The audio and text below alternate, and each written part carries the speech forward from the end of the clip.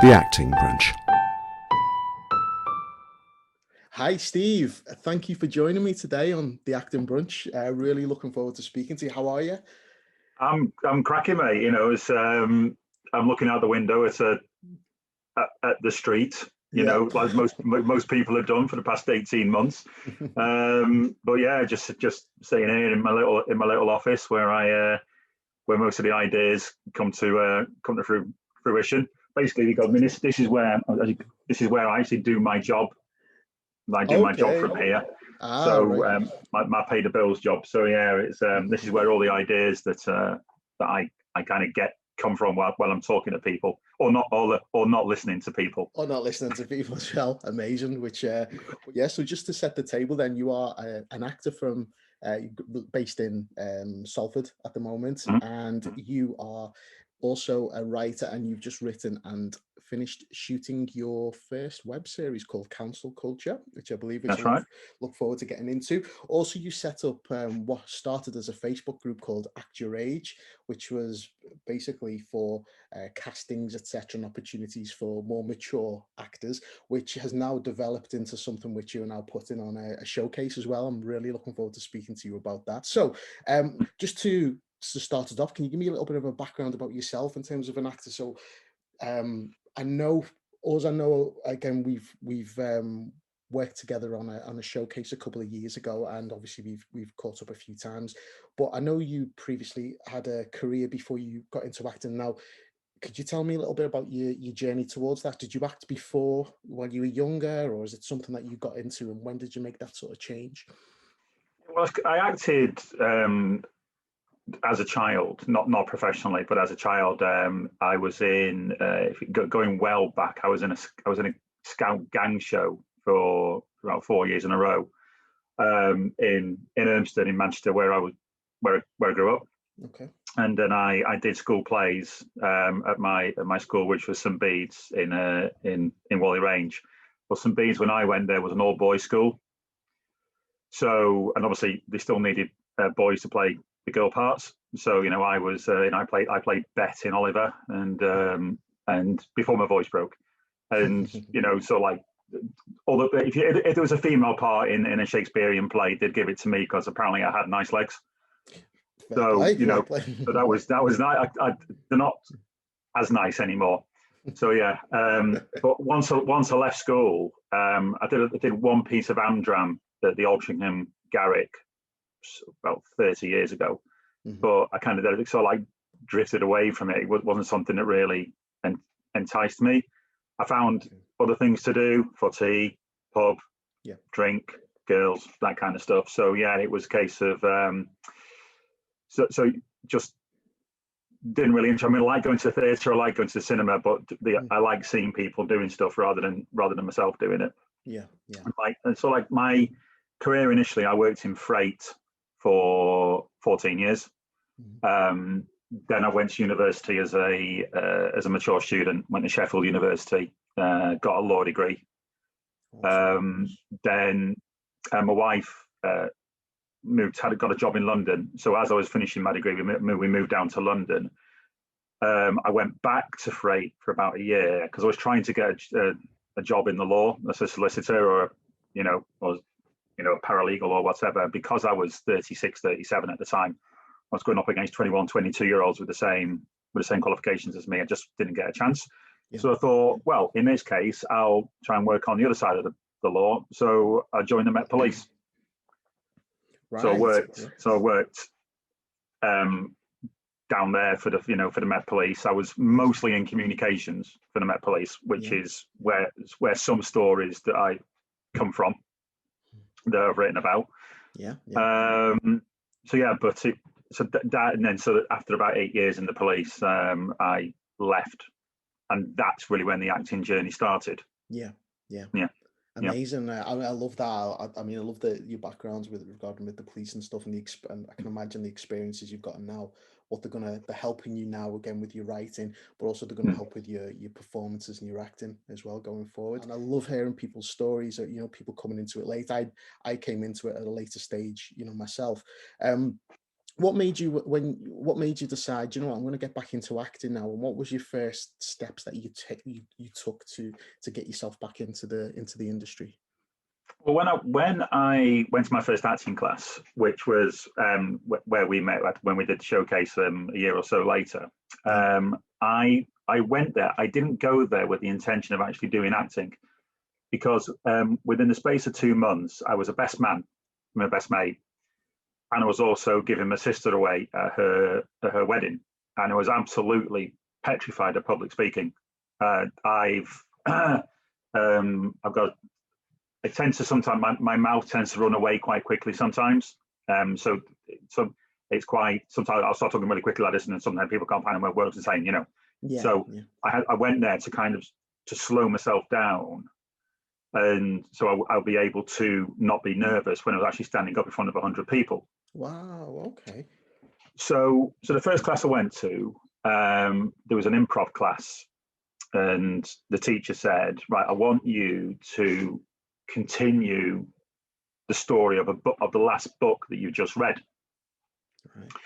And at the time, I was working my way through Ernest Hemingway's book, and the last book I read was a book called The Old Man and the Sea, which is about a guy, an old fisherman, who catches the biggest fish in the sea, but the fish is so big it pulls him out to sea. Oh, right. Okay. Okay, until eventually they both get knackered and the fish gets so tired that he can't pull him anymore. So then he ties the fish to the boat and rows back to the shore, which takes him 2 days. And by the time he gets back to the shore, all the other fish have eaten the big fish. So all there is a carcass. So Yeah. I improvised at the end of that. So as the Guinness Book of Records have just rung him up and said, I understand you've caught the biggest fish in the world. So I left the room as me, and I re-entered the room as a wizened old Italian man, so blind and deaf and decrepit and knackered because he's been fishing for 4 days straight trying to catch this fish. And it's sort of like when I finished it and I walked out of the room, everybody applauded, and nobody, and everyone like politely applauded everybody else's, but this one kind of like, I walked back in, everyone was standing up, and I thought, wow, that's all right, isn't it? Oh, I'll have some of that. Oh, I'll have some of that. So, but then that took me back. That immediately took me back to the applause that I used to get on the stage when I was a kid. Mm-hmm. You know, and that feeling, and I remembered what it was like to feel that energy from not just the audience, but from people that you're working with. Yeah, and make them feel something as well. Yeah. So I thought to myself, I'll see where this goes. I'll just see where this goes, and I'll continue going to the classes. So I did the best man speech, and I gave my sister away, did a speech there, and they were both well received as well. And also because I wrote them, but I had at the time I had no real intention of doing any writing. And so it kind of went from there really until, so the year later we did the first thing I ever did in front of an audience in about 30 years was the showcase that we did. Oh, was that your right? Okay. Yeah. Amazing. So that was amazing. Yeah. So that was and it kind of went from there really. Yeah. Yeah.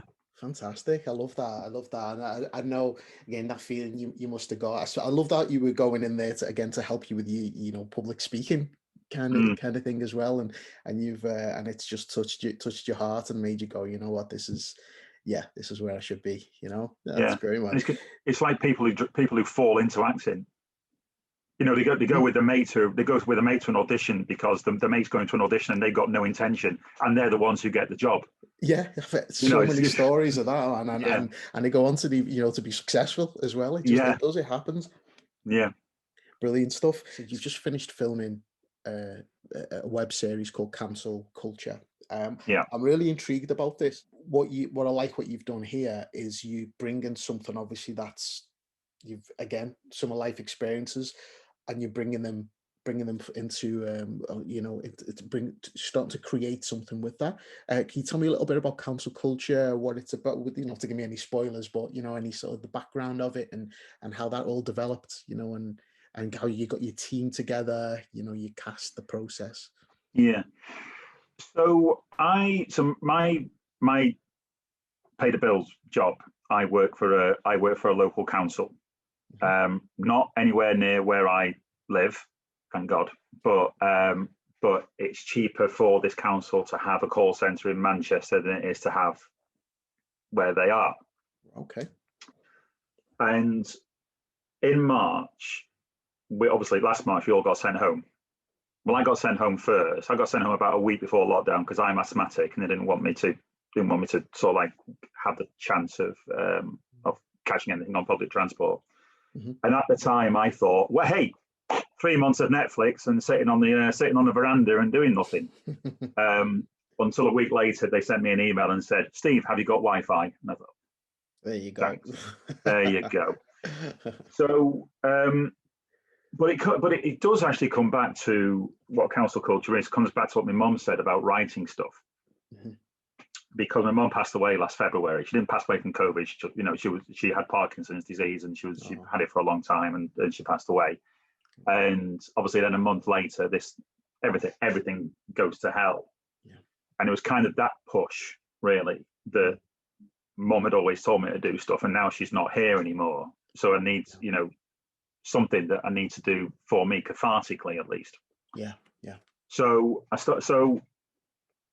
and obviously more and more people, because everyone was at home, more and more people were ringing about stuff that they wouldn't normally ring about. And I started writing down these little notes on basically on the notepad that we use, just because because people try to run rings around you and a contact center, because people think, some people, I'm not saying everybody thinks, but some people think because you work in a contact center, you've got one GCSE and this is the only job that you could get. Whereas, especially for me and quite a lot of people that I work with, I do it because it gives me a bit of freedom for my acting.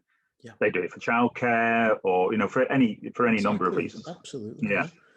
But the people who talk down to you, and it's always the people who talk down to you that sometimes they create the funniest phone calls, because they start up here, you start down here, and then gradually it goes like that until you've got the bet, because they expect something that they're not going to get, and by the end they're aware they're not going to get it.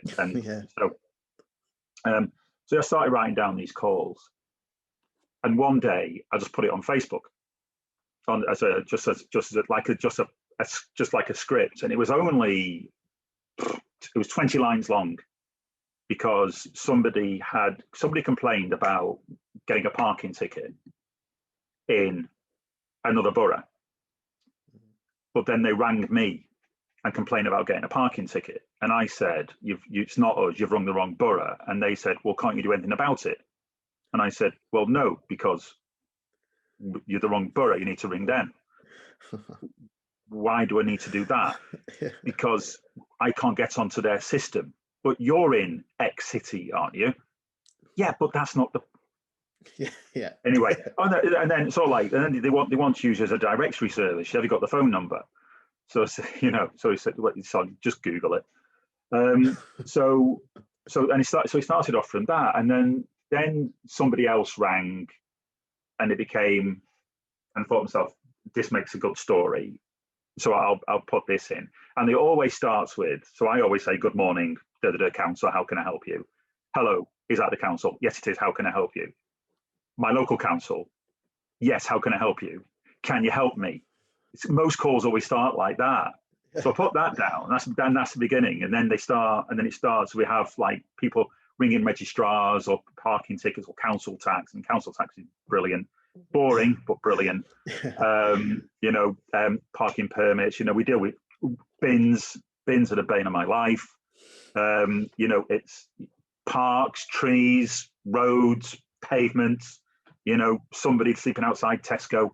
You just get loads and loads of material, and then you take what they say, which is them being pompous and me being polite, and I just embellish it and I take bits from different calls as well.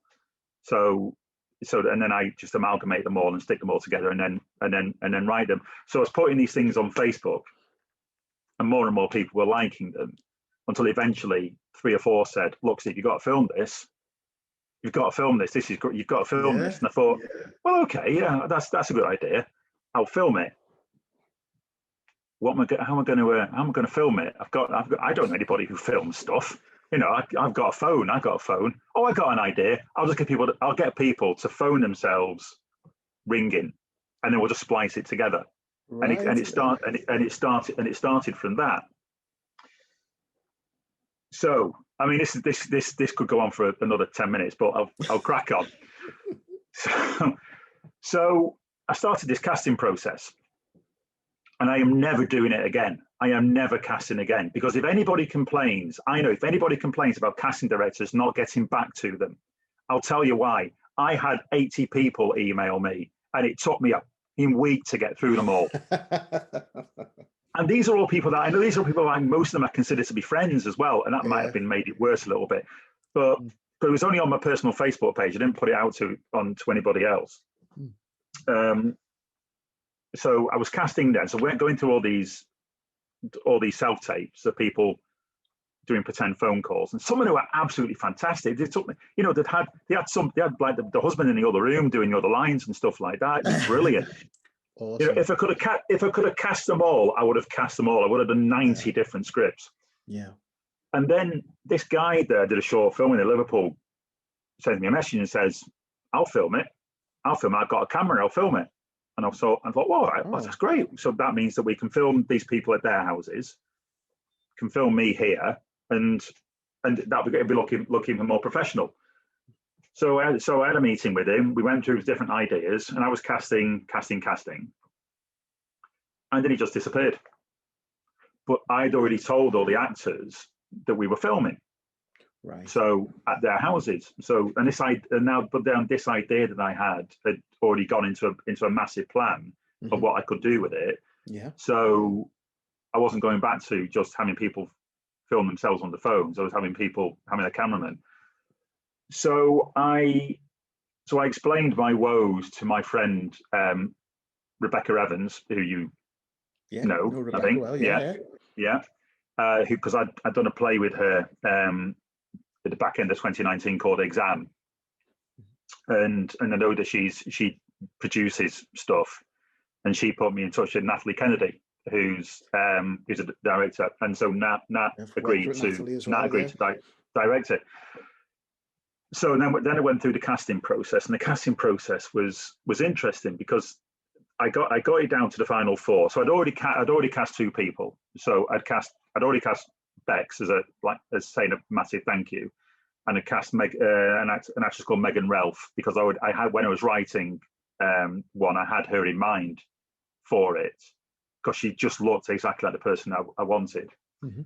But then the other four episodes, I went through the casting process, got it down to the final four, did Zoom interviews with everybody, with the proviso that they had to answer the question, is Die Hard a Christmas film? and which it obviously is. Of course it is. And then because I felt so bad about how I had to tell 70 people that they weren't going through the audition stage, and then I had to tell 9 other people that it was great meeting you, but I'm really sorry. Yeah. And each email took me like 45 minutes to write because I'm just too bloody nice. That's it. But it's interesting though, isn't it? That's something that you've learned by taking that on, and that's such a massive part of it that but people don't realize, and actors are, why haven't they got back to me? And and whether it be a short film or anything, and thinking that, but it's such a, as you just explained, then so difficult. Yeah. Yeah, it was. I mean, sitting here going through them again, trying to get, because it was quite easy to get down to like 10, but then to get down to 4 was really hard. I mean, there were certain ones that I certainly had in mind for the part. When they emailed in, I thought, yeah, that's right. I was looking for that, but I still went through So there's certain people. Sort of like there's one that Stephen Gidwaney is in, an actor called Stephen Gidwaney, and they would have anybody else who went for that part would have had to out Stephen Gidwaney, and which is quite hard.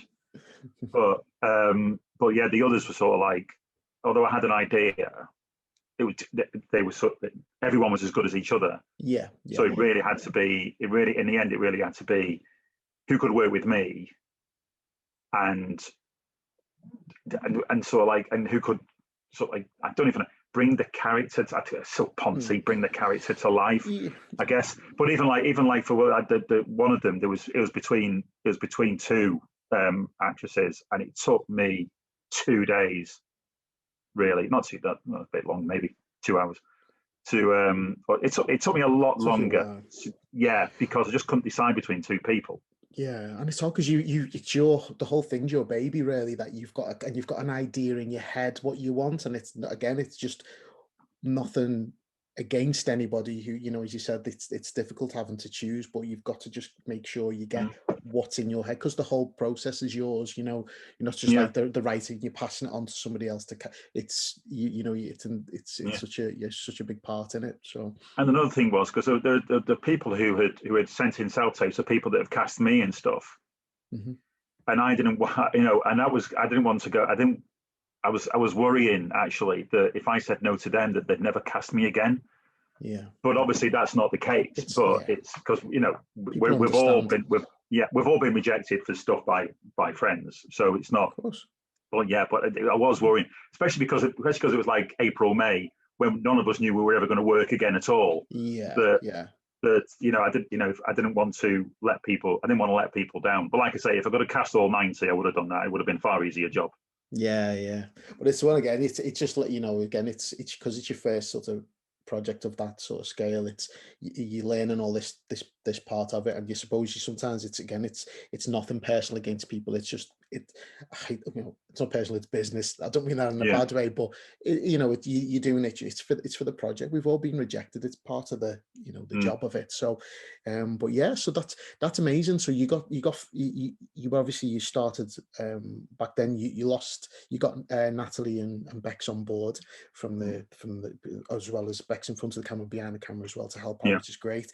I know you wrapped on it recently. Obviously, I'm assuming there was a gap in between the filming, and what was the what was the sort of timeline regarding that? Well, we started filming last November, beginning of November, and we filmed three of the other side of the conversation. It's not my part of the conversation, and we were going, and then then COVID took over again. So we'd rearranged to start to do my bits here the first week in January, and of course everything got locked down. So we just it just was impossible, really. And because we're filming in people's houses, we didn't want to take the risk, because obviously it's in close proximity to different people to people. And obviously it was in the winter, it was going to be cold, you couldn't really go open windows, it was going to snowy, rainy, whatever. Obviously we did one filming in Sheffield, and I lived in Sheffield, and bloody hell, it's cold in January. So we stopped it, and then so Will, who was our sound guy and who was also our editor, his wife fell pregnant. So, and he didn't want to bring COVID into the household in case anything happened. So we lost the sound guy. So, and then we had to start scrabbling around for a sound guy, because obviously everyone was doing it for free. Yeah. And we couldn't find anybody to do it. So we lost time on that until we eventually found a sound guy for Sheffield. So we did Sheffield at the beginning of May. And then we found a sound just a recent graduate from Salford Uni called Ben Moore. He was really good, and so I basically paid him his travel expenses, but he stepped in, and we did 2 pieces. So we did 3. I also added a Christmas episode during because I wrote something over Christmas, and I asked John Stewart to do that. Because apparently because every time I do something, every third thing I do, it looks like on my CV John Stewart was in it. because we did a filmed play in January that we were both sort of like cast at the last minute in. So so I asked John to do it, and he was quite happy. So he sat down in a Christmas jumper and a Christmas hat in what was it, the beginning of June, when it was 30 degrees outside, just sweltering under his hat, which he deserved. So then we filmed my bits, but we could, because this is too small, and obviously COVID is still around a little bit. I've been double jabbed, and my wife hadn't been double jabbed. I use Bex again. She's she's my savior in everything, really. We used her house to film my bits, which actually looked better because he's working from home, so we did it in her kitchen. Yeah, fantastic. Yeah, and then we finished filming last Thursday, so that was July the 1st. Oh, amazing! I'm so glad that the process of it all. What an experience! You got the pandemic in between and all these obstacles. Which, I mean, it'd be hard enough anyway. These things, things do happen and things come up, especially when you assembling a crew and other work opportunities might come. That again, financially, where they're getting, there's money coming in. So you've got that anyway. But to do it with what you have done with the pandemic, I think is brilliant, and I'm delighted that it's all wrapped for you, which is fantastic. Is there a plan for that you can reveal? Is it, in terms of, is there a time scale for when it's going to be released, and is there any idea of, or is that something that you're still in discussions with? Well, it's currently in the editing process. Natalie's editing it as well, because she had a clear idea about what it was that about how it was going to look, and the shots that she'd taken. Yeah. And obviously Will obviously he's got a baby on the way as well, which is due the beginning of next month. So it's kind of, he won't have the time to do it, even if he did have the time to do it. So Natalie's now doing it. So we are looking to release it 15th of September, so the first episode, and then weekly up until the end of October, and then the Christmas episode in mid-December. Oh, fantastic! Oh, I can't wait to see it. It's gonna, but then obviously I've got plans for it as well, because people are talking about it being it might be an idea that you could, monetize or whatever, because I'm gonna say to people, if you enjoy like a lot of people say, if you enjoy what I'm doing, then buy me a coffee. Absolutely. Because I've got, obviously, because there's so much material. I've already got like 8 episodes of material that I can do again. So if it's well received, then do it again, but try and do it a bit differently. Yeah. Because you can't repeat yourself, I don't think, because it kind of, I think 7 phone calls like that are enough, because after a while the joke stops being funny. But there's still the ridiculousness of some people. But I also want to show that there is a different side to this side of it, because we've all been on this side of it, having a go at somebody. But there are very few people who've been on this side of it. Because I had a guy. He rang up today, and sort of like he just rang up for an argument. That's all he rang up for, and he ended up calling me for no reason whatsoever. And so it's that kind of people, and again the mental, especially like 999 calls as well. Going back to that, the mental part of it can be really difficult, and it's so maybe I might want to try and show that.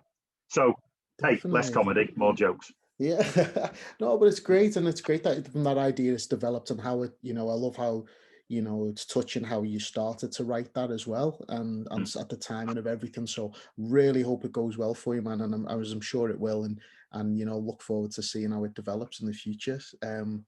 But yeah, so from that then, so that's been a big thing you've been involved with lately. One other thing, really big thing I wanted to ask you about is you created a group on Facebook which was called Act Your Age. Is it? And I want to get it right. Act Your Age castings for 40+ actors. Is that basically what the title was? And I think it sort of exploded in terms of members, and I believe you're over 5,000 members now. I might probably more. Which I think is great, and it's obviously now it's developed into something which is going to be a showcase, which I've noticed online. You've been busy working on in casting and writing and stuff, which I think is amazing. Can you tell me about what made you start with the Facebook group? Did you expect it to be where it is now?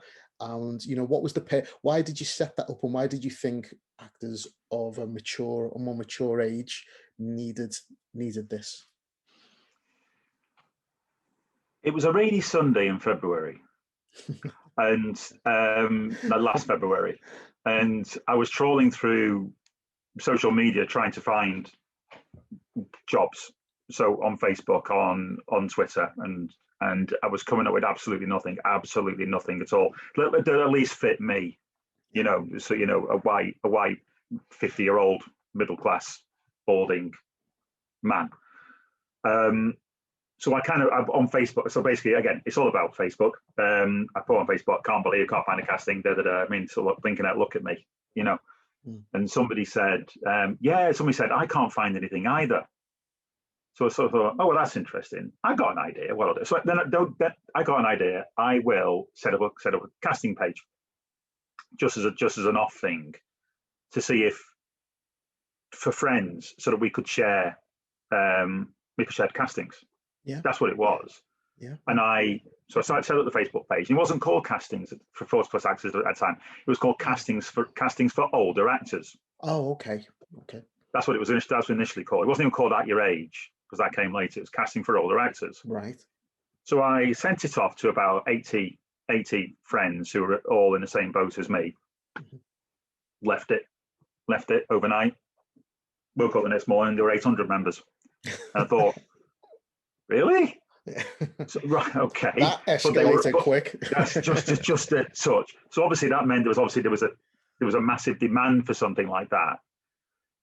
Because obviously castings, you tend to find new writing, especially, which is something we'll get onto hopefully.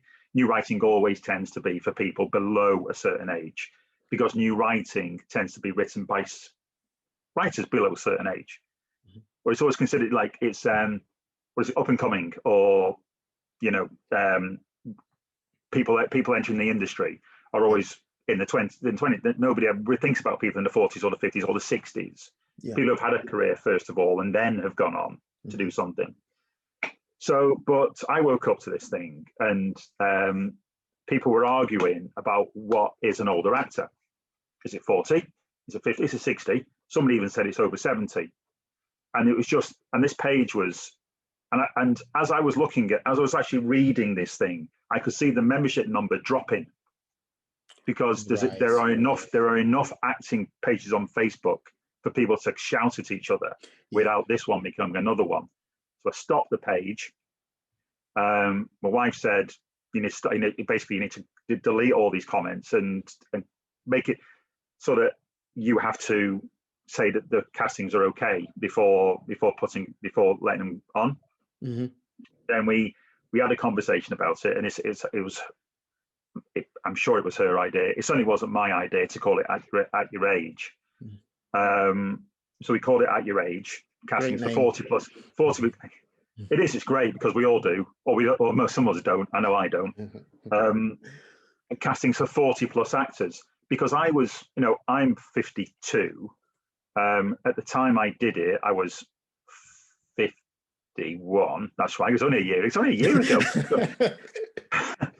Because there's no point in me setting up a casting page and then me not being part of the casting on it. So, and I know a lot. So, and also it is a case of once you get to the age of 40, castings kind of drop off a cliff, and even more so for female actors. So, so that was that. So that started that, and then a couple of people said that we should meet and see how, because it sort of like grew exponentially. It was like for the first month, it got to about 2,250 members. Yeah. And so obviously there was something out there for people over 40. Yeah. So I stuck on the page that we'd have a meeting at home in Manchester. Yeah. And I thought that like 2 people would turn up, but no, about 20 turned up. People that I'd known of but I'd never met before. People I didn't know about, but now I do. So like Will, who I met Will through there, and because he's he's one of the producers.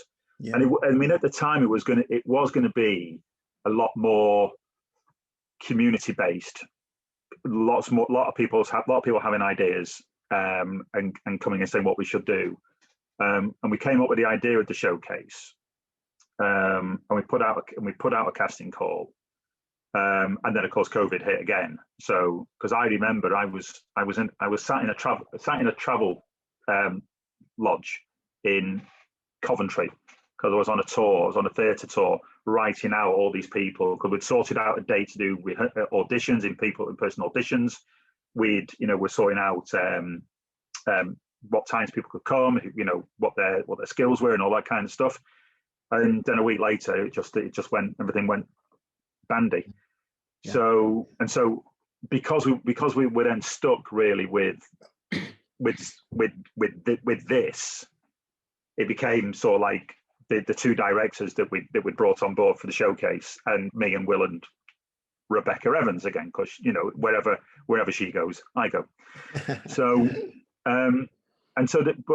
we were going to do the showcase, and obviously we didn't know with COVID where we were going to be. So we went through the process of asking people we'd already done, we asked people for self-tapes, and as COVID got a bit more, obviously got worse, if it could get any worse, it got worse. So we started asking people to get involved in short videos so that we could promote at your age. Obviously castings dried up. Yeah. So the at your age thing, the showcase element of it took over. And trying to get people out there. So we did. There's a poem called "At Your Age" that we performed on Zoom, and is on YouTube. And then there's a passage from Blood Brothers, the stage play called "I Wish I Was Our Sammy." Oh yeah, I know it well. I wish I was our Sammy. Our Sammy's nearly 10. He's got something, and he's built an underground den. So even now, it's only a year later, I can kind of remember. Yeah. But I don't ask. I can't do that. I have to stand near the gate because my mum says I'm only 7, but I'm not. I'm nearly 8. Nearly 8, yeah. Yes, right. Yeah. So we put all that together. And it's sort of like there was, in between, it must have been about 40, 50 different actors who did that. And we put that out over social media. It got a little bit of traction. But of course, everybody was putting stuff out over social media. So it's not like, we were fighting against everybody else doing stuff. So we thought we'd do, so then we had the plan to do the showcase in November. Obviously that didn't happen because we were just, again, we were stuck in this void of not knowing where you were going to be doing. So yeah, so it was because the showcase was supposed to be at Hope Mill in Manchester, and it was really great because as soon as we mentioned doing a showcase, Hannah Ellis, who's the manager of Hope Mill, got in touch with me and said they would do it, and they put it on for free because it's such a diverse thing. It gets right into their wheelhouse, really. Amazing, yeah. They're so good. They're so good and supportive with things like that. Absolutely, they're absolutely fantastic. I mean, I really can't thank them enough, even though I haven't actually got there yet. But the showcase went again. So then we had to come up with this idea about what we were going to do, because we didn't know if we were ever going to be able to put anything on. Yeah. So we came up with this idea for a new writing festival. So, and we had all the actors that we decided that were going to be in the showcase. We had 33 of them, plus me and Bex and Will, to make 36. Amazing. And we put out this call for writing. And probably the greatest thing we ever did, but the most stupid thing we ever did, was put it on Writer's Room. Because all of a sudden, the inbox was going like ping, ping, ping, ping, ping. Oh, really? I mean, almost immediately. We were getting stories about dementia and care homes and all that kind of stuff. So they almost immediately went from here into the bin, but because that's not the stories that we wanted to tell. Yeah. But we got in once that initial influx came in, that hardly any of them met the grade. Most of them were unfinished. Right. The ones that came in from the writers' room were ones that people actually thought about. We were blown away by them, and because it's so many stories that you can tell about people over a certain age. Yeah. That you don't necessarily see, and it's so we've got couples in I can't remember what the word is now. we've got couples who are pretending to be other people. We've got LGBT stuff. We've got two LGBT. So we've got Jewish families, stuff like that. We've got people coming out of mental homes, coming back into society. It's such a diverse loads of stories that we've got that we're looking forward to put on. So, but of course, because we didn't really necessarily have a plan regarding it, so we were going to do 4 theatrical plays, 5 radio plays, and 2 film pieces. Yeah. But because we haven't got any money, we couldn't find anywhere to do the radio plays. So they're going to be staged, rehearsed readings. Right. Okay. Yeah. Okay. But the 4 theatrical plays are still theatrical plays, and the 2 film pieces are still going to be 2 film pieces. Mm. And obviously, then once we've finished doing this, we're going to sit down and see where we are. But it's certainly something that can grow and grow and grow, because at the moment we're just really northwest based, because the majority of the cast are either from Manchester or Huddersfield.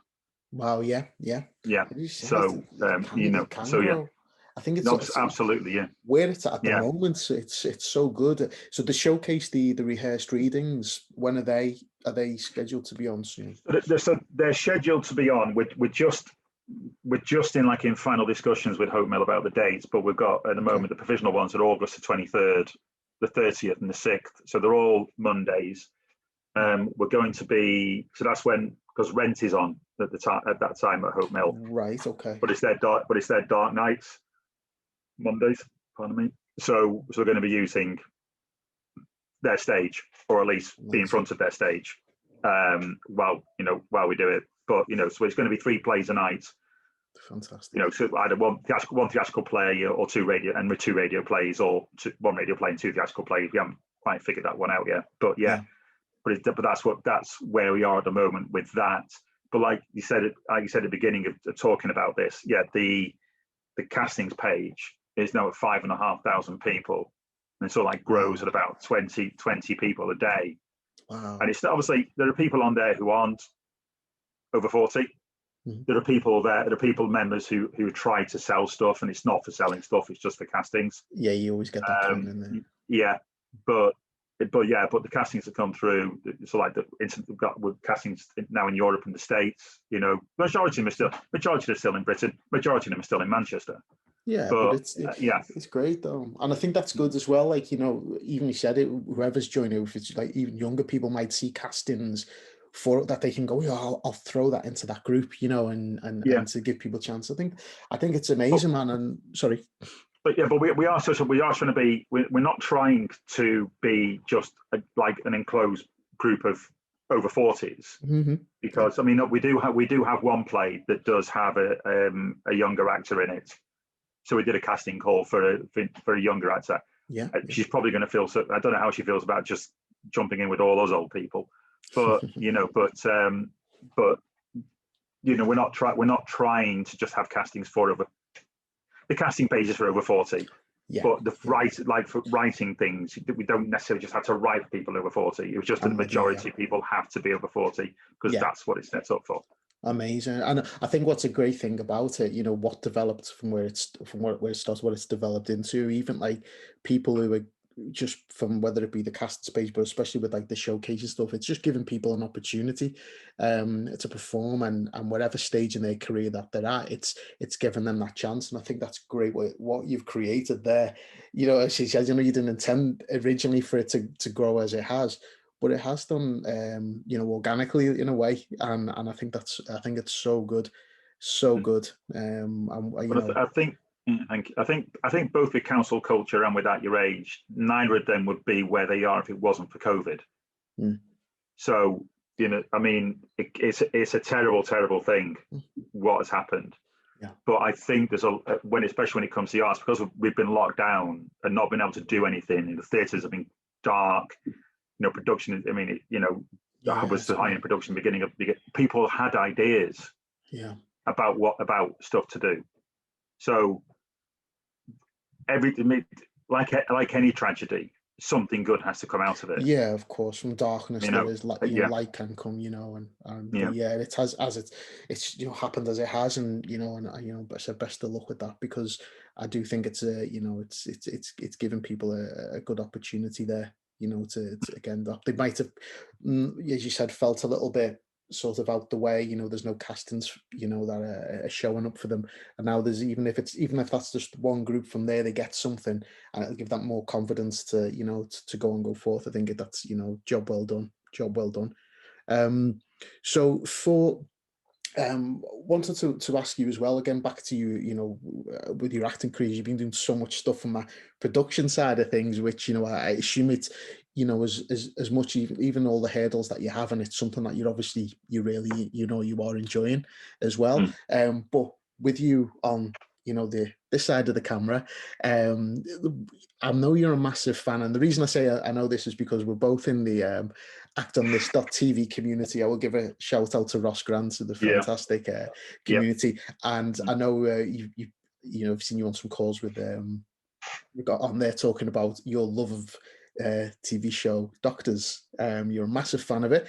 You also had a podcast which was titled Two Lines in Doctors. But yeah, yeah. obviously, with your career, where you want to go. But tell me about, I know you've got this love for doctors. I'm really intrigued about it. And also, your pursuit to get those two lines in there or more. Right. So the love of Doctors goes back to virtually when Doctors started about 2000. So, Yeah. so when I was at uni, um, all my lectures were in the morning. And the law building, the old law building, if anyone knows Sheffield, is up in Crooks, or near Crooks, which is right at the top of the hill. My first year accommodation was right at the bottom of the hill, so I'd walk up to this building in the morning, but I didn't. But then I'd walk, so then I'd go back home for lunch, and then I won't go back to the law building because it was just too far away. And lunch was sort of like at 1 o'clock. So it was the news, it was the local news, and then it was Doctors, because you have an hour for your lunch. Yeah. And Doctors was on. And this is going back so far, like that Christopher Timothy, who played the first James Herriot, was in it. And I watched it religiously for 4 years, every lunchtime, the ins and outs. And we saw like Ah, people, okay. the ins and outs of this doctor's surgery. And it really, really fascinated me that this was a soap. They turned around 5 episodes a week, and this is before EastEnders was doing it. This is before Corrie were doing it, and this is before Emmerdale were doing it, and Hollyoaks. Yeah. And it's that turnaround and the amount of people that they have in it. I mean, to continue with the storyline. Yeah. Yeah. They have 3 storylines, yeah, but also standalone storylines every which is and it's a very, and as I've grown to love it even more. You realise the budget is really small compared to the other soaps, and yet they managed to do really hard hitting, even if it's a daytime soap, but it's still hard hitting stuff. Yeah. So yeah, that was. But then obviously, I left university, I had to go and do work. So I kind of dropped out of Doctors for a while until I started doing this. Until I started acting.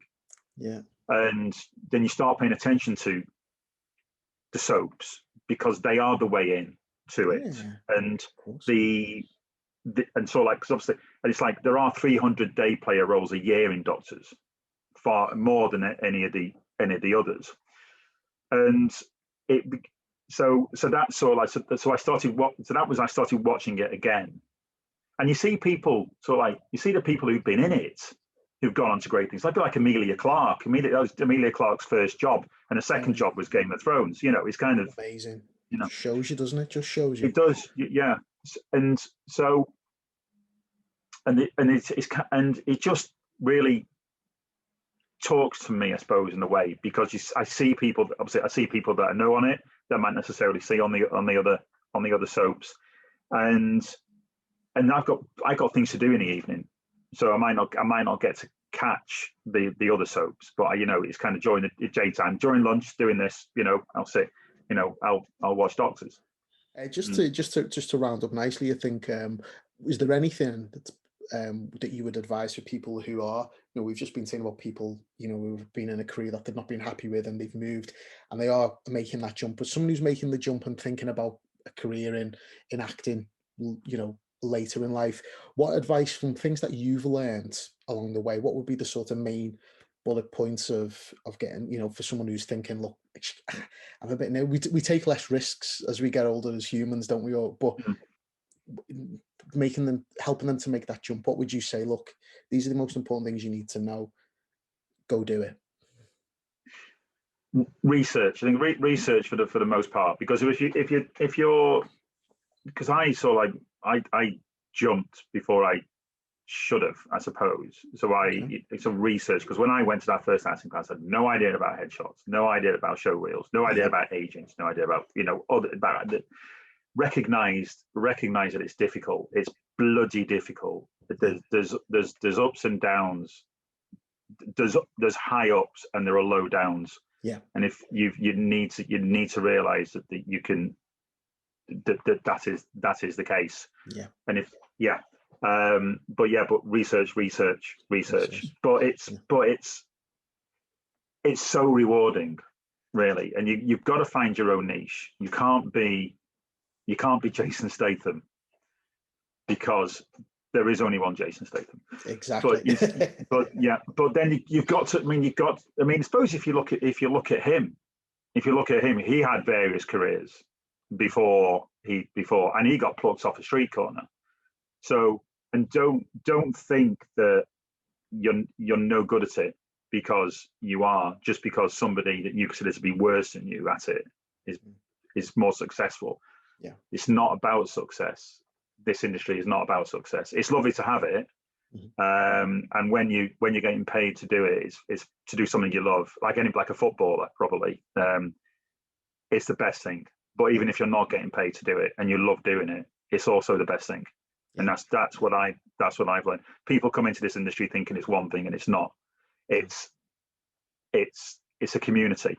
You find a community. You find the community within it. You go with people. I mean, something that somebody once said to me when I was working at RSVP. They said there was a clique in Manchester.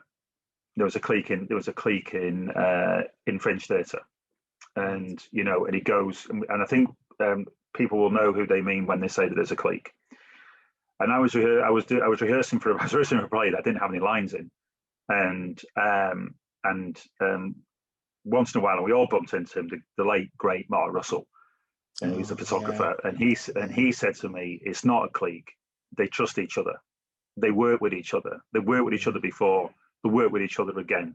Yeah, it's you find your own clique." Yeah, absolutely. And that's what it is. Which I suppose is the reason why, you know, I trust the people. The people I work with the most are John Stewart, and I don't necessarily work, but if I see John Stewart there, I know it's going to be good. Yeah. And Rebecca Evans, because I trust her implicitly, because she's a firebrand, really. Yeah. And so that kind of, if you trust people to work with, you'll work with them again, and they will work with you again. You work together. Absolutely. So there are little cliques all over the place. If you can't get into that clique, fuck them. Find your own clique. Love it, man. Love it. Well, Steve, it's been a pleasure talking to you, man. I really appreciate your time, and you know, and I wish you nothing but the best of success with more, you know, for you personally, your own career. You'll get those 2 lines in Doctors, and you'll probably get even more, to be honest. We'll get a good few episodes or years in it, but also you'll be on TV, and you know, and I look forward to watching you, and best of luck with all the projects you've got going on as well. And yeah, thank you very much for your time. Cheers, mate. It has been an absolute pleasure just talking about myself. Good. Actors, we all love it. I know, yeah. Well, thanks for your time, Stephen. You take care. I'll speak to you soon. Cheers, Drew. Cheers.